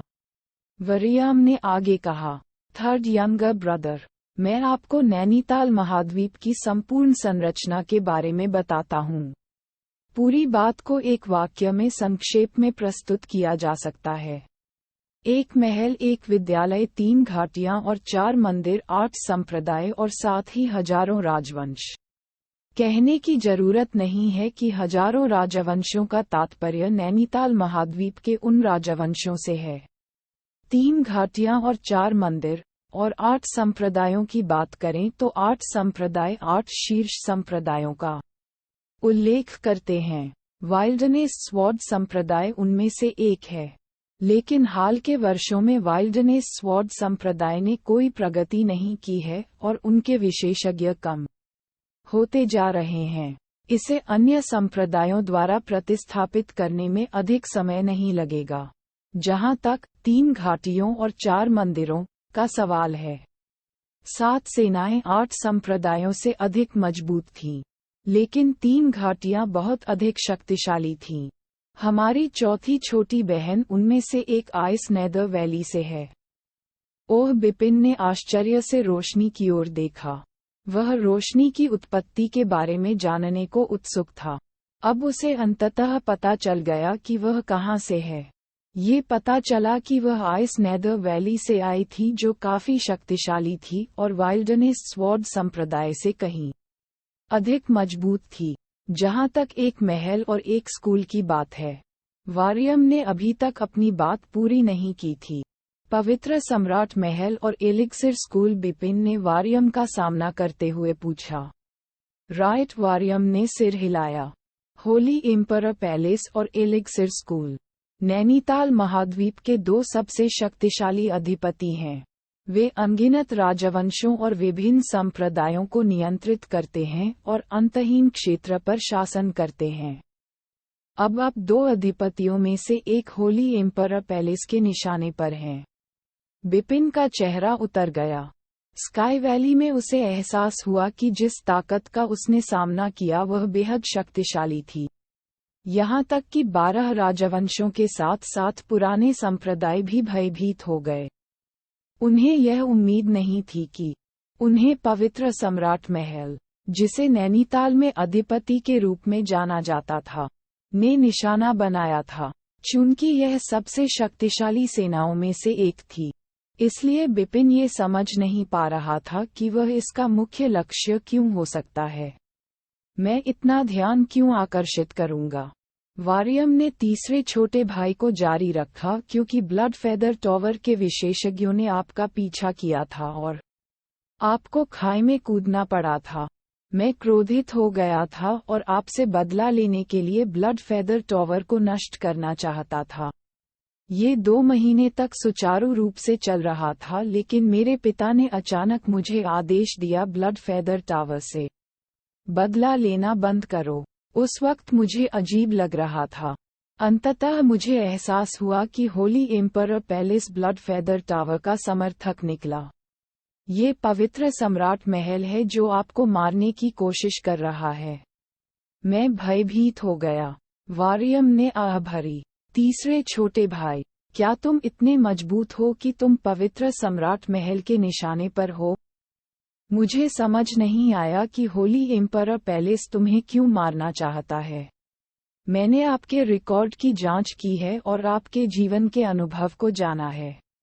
मैंने आपके माता पिता के बारे में भी जानकारी की जांच की है, लेकिन मुझे कोई सबूत नहीं मिला है कि आपने या आपके पिता ने पवित्र सम्राट पैलेस को उकसाया है। आपके पिता को होली एम्परर पैलेस ने निशाना बनाया है। उन्हें पकड़ने के लिए ब्लड फेदर टावर की मदद से जी कबीले का वध करने के लिए कुछ विशेषज्ञों को भेजा है। जरूर कोई बड़ा कारण होगा कि वे आप दोनों को उत्सुकता से मारना चाहते हैं। वरियाम उत्तर की आशा से बिपिन की ओर मुड़ा। जेवियर और रोशनी भी बिपिन की ओर मुड़े। बिपिन ने भौहें चढ़ाते हुए कहा, ये ठीक है, अगर आप हमें बताने को तैयार नहीं हैं तो। वारियम ने लापरवाही से कहा, ऐसा नहीं है। असल में मैं खुद इस बारे में बिल्कुल स्पष्ट नहीं हूँ। बिपिन ने परेशान होकर अपना सिर हिलाया। उन्होंने जो कहा वह सच था। हालांकि ब्लड फेदर टॉवर और होली एम्परर पैलेस ने उसका पीछा किया था, लेकिन वह यह नहीं बता सका कि वे उसके पीछे क्यों थे। वह केवल ये संदेह कर सकता था कि इसका संबंध तलवार आत्मा के साथ साथ पूर्वजों की भूमि के जागरण से भी हो सकता है। हालांकि जब सटीक कारणों की बात आए तो उन्हें पता नहीं चला। उन्होंने इसके बारे में बहुत सोचा था, लेकिन ये कभी निश्चित नहीं था। वारियम ने आश्चर्य से पूछा, तुम्हें ये भी नहीं पता कि तुम पवित्र सम्राट महल का निशाना क्यों बने? बिपिन ने इस्तीफे से कंधे उचकाए। जब वे चारों बातें कर रहे थे तो अचानक पास के शून्य के ऊपर एक आकृति दिखाई दी। यह एक सफेद बालों वाला बुजुर्ग था जो अपने हाथ क्रॉस करके खड़ा था। उसने नीचे की ओर देखा। उसका लबादा हवा में लहरा रहा था। अजीब बात है कि सफेद बालों वाला बुजुर्ग बिना किसी आभा उत्सर्जित किए कहीं से आया। बैंगनी वस्त्र पहने लोगों का ये समूह वरियाम देवेंद्र के पास खड़ा था, जो शून्य क्षेत्र के चरम के विशेषज्ञ थे और समझते थे कि उत्पत्ति आमतौर पर सतर्क थी। फिर भी जब सफेद बालों वाला बुजुर्ग दिखाई दिया तो उन्हें ध्यान नहीं आया। बैंगनी वस्त्र पहने लोगों में से एक ने अंततः सफेद बालों वाले बुजुर्ग को देखा जब वह शून्य की ओर देखने लगा। कौन है वो? अंततः सफेद बालों वाले बुजुर्ग की उपस्थिति का एहसास होने पर बैंगनी वस्त्र पहने व्यक्ति को झटका लगा। अन्य बैंगनी वस्त्रधारी लोग बुजुर्ग की ओर देख रहे थे। देवेंद्र ने तुरंत अपने पैर हटाए और सफेद बालों वाले बुजुर्ग के सामने खड़ा हो गया। सफेद बालों वाले बुजुर्ग देवेंद्र को करीब से देखने पर वह हैरान रह गया। यद्यपि सफेद बालों वाला बुजुर्ग सामान्य दिखता था और उसकी कोई आभा उत्सर्जित नहीं होती थी, लेकिन देवेंद्र जानता था कि केवल एक शीर्ष विशेषज्ञ ही उसकी आध्यात्मिक शक्ति को इस हद तक नियंत्रित कर सकता है। सफेद बालों वाला बुजुर्ग चुपचाप वहीं खड़ा रहा, लेकिन देवेंद्र को एक अभूतपूर्व दबाव महसूस हुआ। देवेंद्र ने तुरंत सफेद बालों वाले बुजुर्ग को पहचान लिया। दिव्य अतिक्रमण एपिसोड 219 वाइन मास्टर। बिपिन और 3 अन्य लोगों की नज़र तुरंत सफेद बालों वाले बुजुर्ग पर पड़ी। इस आदमी बिपिन ने आश्चर्य से सफेद बालों वाले बुजुर्ग को देखा। उसे ऐसा महसूस हुआ जैसे सफेद बालों वाला बुजुर्ग शून्य में विलीन हो गया, क्योंकि अगर वह अपनी आंखें बंद कर लेता तो उसे बुजुर्ग के अस्तित्व का एहसास नहीं होता। ये पहली बार था कि उसे ऐसी अजीब अनुभूति का सामना करना पड़ा था। जल्द ही बुजुर्ग की पहचान की पुष्टि हो गई। दिव्य अतिक्रमण। ये है महान मास्टर बिपिन के चेहरे पर गंभीर भाव। दिव्य पारगमन एक किंवदंती के रूप में जाना जाता था। ये प्रसिद्ध विशेषज्ञ नैनीताल महाद्वीप के बीच भी एक दुर्लभ दृश्य था। लेकिन अब उनकी आंखों के ठीक सामने एक व्यक्ति था। शून्य के ऊपर सफेद बालों वाला बुजुर्ग मुस्कुराया और धीरे धीरे एक कदम आगे बढ़ाया। केवल एक कदम के साथ उसने शून्य के पार सैकड़ों फीट की दूरी तय की। वह उन चारों के सामने जमीन पर उतरा। देवेंद्र और बैंगनी वस्त्रधारी लोगों का समूह तुरंत वरियाम के पास खड़ा हो गया। कहीं ऐसा न हो कि सफेद बालों वाला बुजुर्ग वरियाम को चोट पहुंचा दे। बूढ़ा आदमी, वास्तव में आप कौन हैं? वारियम ने सावधानी के संकेत के साथ कहा। केवल प्रमुख स्थिति वाले वारियम ने ही महान गुरु को बूढ़ा कहने का साहस किया। सफेद बालों वाले बुजुर्ग ने उत्तर दिया, मैं वाइन मास्टर हूँ। वाइन मास्टर, आप बड़े हैं। Wine master. वरियाम की आंखों में आश्चर्य की झलक चमक उठी। देवेंद्र भी चौंक गया। आपने मेरे बारे में सुना है? वाइन मास्टर ने फीकी मुस्कान के साथ वारियम की ओर देखा। मैंने अपने पिता को कई बार एल्डर वाइन मास्टर का जिक्र करते हुए सुना है। उन्होंने कहा था कि आप उनके करीबी दोस्त थे। आपने मेरे पिता से अमृत को परिष्कृत करने में मदद करने के लिए भी कहा था। वारियम ने अपनी आवाज बदल दी और आखिरी बात सम्मानपूर्वक कही। ये सच है कि वाइन मास्टर ने मुस्कुराते हुए कहा कि मैं दुनिया भर में घूमता हूँ और आपके पिता सहित मेरे कुछ दोस्त हैं। एल्डर वाइन मास्टर, वारियम ने पूछा कि आप यहाँ क्यों आते हैं? बाकी लोगों ने राहत की सांस ली। उन्होंने सोचा कि वाइन मास्टर वारियम को चोट नहीं पहुंचाएगा, क्योंकि वह उनके सेक्ट मास्टर का कई वर्षों से अच्छा दोस्त था। मैं यहाँ आपके लिए नहीं बल्कि उसके लिए आया हूँ, वाइन मास्टर ने जेवियर पर उंगली उठाते हुए जवाब दिया। मी जेवियर ने थोड़ा अचंभित होते हुए कहा, वह वाइन मास्टर से कभी नहीं मिला था। इसके अलावा उनके रैंकों के बीच बहुत बड़ा अंतर था, इसलिए यह असंभव था कि उसका वाइन मास्टर से कोई लेना देना हो। वह समझ नहीं पा रहा था कि वाइन मास्टर उससे क्या चाहता है। युवक, तुम्हारा नाम क्या है? वाइन मास्टर ने जेवियर की ओर देखा और पूछा। मैं जेवियर हूँ, जेवियर ने उत्तर दिया। जेवियर, वाइन मास्टर ने धीमी आवाज में दोहराया और जारी रखा। मैं लापरवाह हूँ और कहीं भी बंधे बिना रहता हूँ। मैं हमेशा अपने वाइन पॉट और कृपाण के साथ अकेले दुनिया भर में यात्रा करता हूँ। मैं स्काई वैली से गुजरा और तुम्हें देखा। आपके पास अच्छी प्रतिभा है और आपकी ब्लेडमैनशिप मेरे जैसी ही है। मैं चाहता हूँ कि आप मेरे निजी शिष्य बने। क्या आप इसे स्वीकार करना चाहेंगे? ओह, जेवियर ने वाइन मास्टर को घूर कर देखा। बिपिन और रोशनी ने भी आश्चर्य से जेवियर की ओर देखा। सुपर विशेषज्ञ एक शिष्य को बुलाने के लिए यहाँ आते हैं। वह जेवियर को अपने निजी शिष्य के रूप में लेंगे। अगर यह खबर फैलती कि दैवीय पारगमन का एक महान गुरु शिष्यों की भर्ती कर रहा है, तो अनगिनत अन्य विशेषज्ञ तुरंत वहां पहुंच जाएंगे।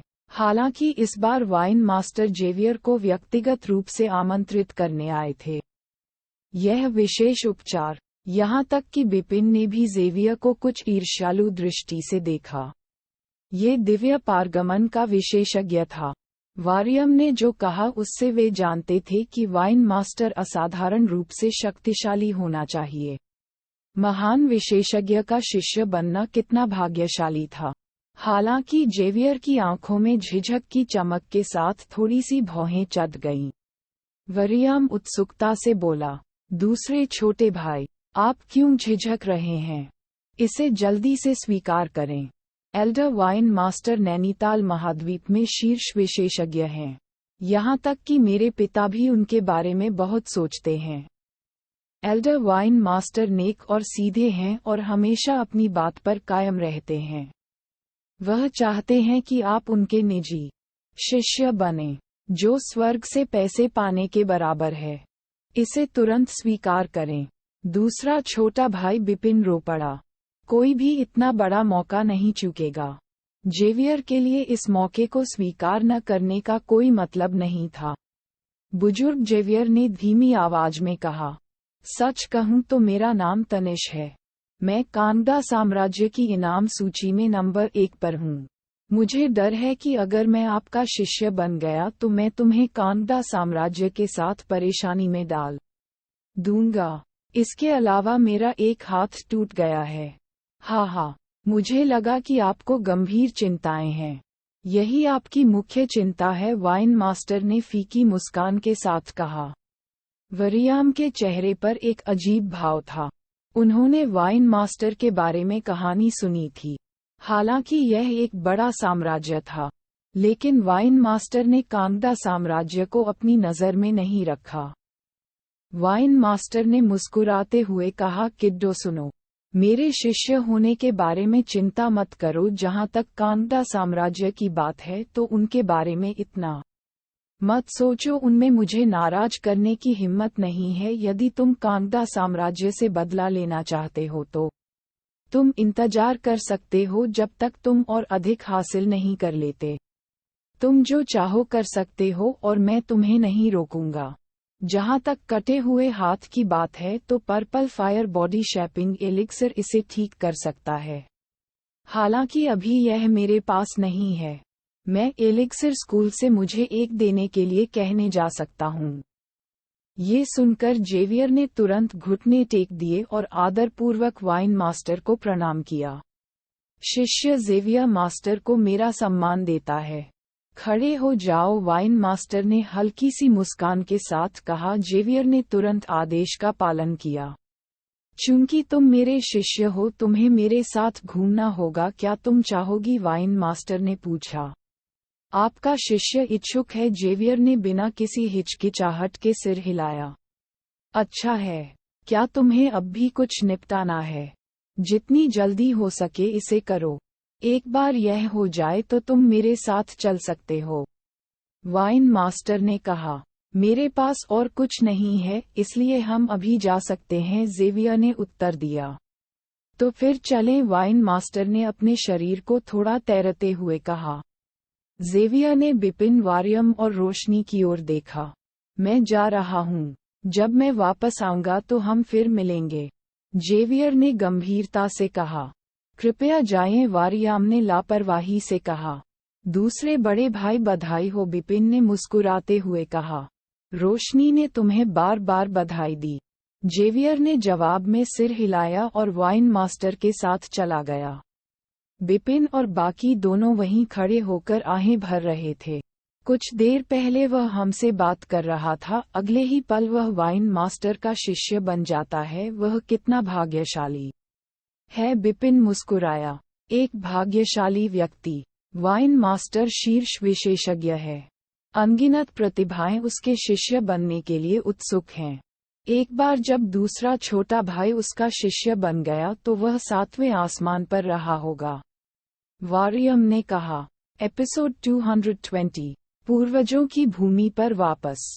तीसरा भाई, आपके पास वास्तव में जेवियर से अधिक प्रतिभा है।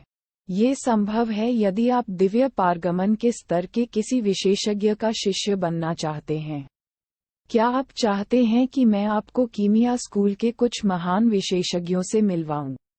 हमारे पास भी कुछ हैं, डिवाइन ट्रांसेंडेंस के विशेषज्ञों ने, वारियम ने मुस्कुराते हुए कहा। हाँ, बिपिन अस्पष्ट रूप से मुस्कुराए। मुझे लगता है कि मुझे वर्तमान में इसकी आवश्यकता नहीं है।